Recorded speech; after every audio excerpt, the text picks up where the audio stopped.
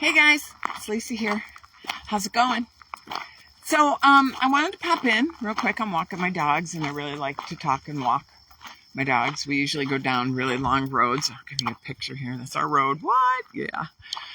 But I wanted to talk a little bit about IBS and the whole thing about colonoscopies and endoscopies. So, many years ago, when I was starting on trying to figure out what was wrong with me, why was I 232 pounds? I'm 5'8". That made me very, very obese. Why was my stomach so upset? What was bloating me and causing me all kinds of trouble? And I got rid of dairy, tried clean eating for a while. It worked. Well, then I got led to plant-based. And then plant-based sort of worked, but plant-based kind of made me feel like you had to keep going because you had to do all this detox and you had to blah, blah, blah. Anyway, oh my gosh. We'll talk about that journey another day, okay?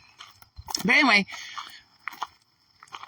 I know the mold played a very important part of this IBS, this irritable bowel syndrome, and I had D. I had diarrhea, very, very bad.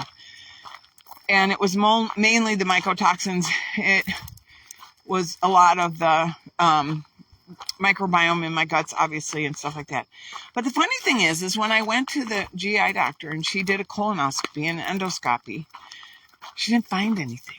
She found something called microscopic colitis, and I felt like, well, anything microscopic that you have to look that hard for is probably not a big deal.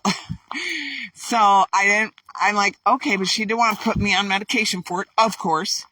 And then she said I had Barrett's esophagus. Probably from my drinking days. I don't know if you remember, but I told you I was an alcoholic for 25 years. And I used to drink some hard stuff.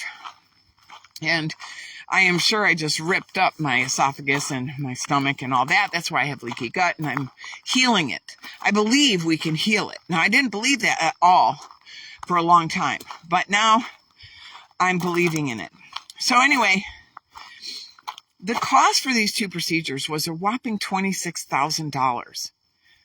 I have insurance, but because we have such a low amount of income, I don't pay very much. But I still get a really good insurance. So my insurance covered everything but $2,000. And then the $2,000, I went to the hospital and said, I need financial aid for these $2,000 because I don't have that. After remediating my house, are you kidding me? That was like $20,000 that we still owe. Like we're still paying on that, you know? Anyway, so they covered it.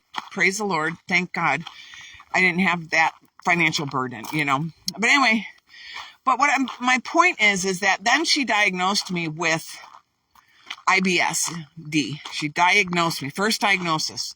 So I started looking into what do people eat for IBS, and I kept thinking for IBS-D, you need fiber, you need bananas, you need rice, you need bread, whatever, you need fiber.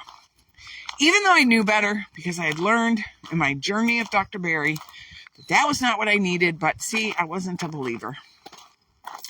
So in March, April, I started to eat all the things for IBS that everybody else was eating. And at first, I seemed to do okay. I did watch the oxalate content, but the one thing I didn't watch was the FODMAPs. So I also had SIBO. Not only did I have IBS, irritable bowel syndrome, I had something called small intestinal bacterial overgrowth. And what feeds that is the plants. So while I was watching the oxalates, I wasn't watching the FODMAPs, and it was a hot mess. And I'm like, oh my gosh, how do I watch all these things, you know? So, needless to say, it was a hot mess. And there's a little bit more to that journey, and I'll go over more of that later. But I just wanted to say, if you have IBS, C or D, carnivore can definitely help. It gives our stomach a reprieve from digesting all the things.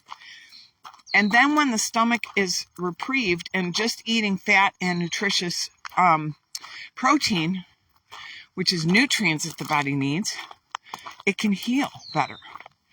So that's what I did. I got rid of all the plants again. And eventually, through the process, It doesn't happen magically. I'm not saying it happens magically, but it is possible. So I just wanted to say that, and we will talk more about that subject later. So you have a good night, and I'll talk to you later. Bye.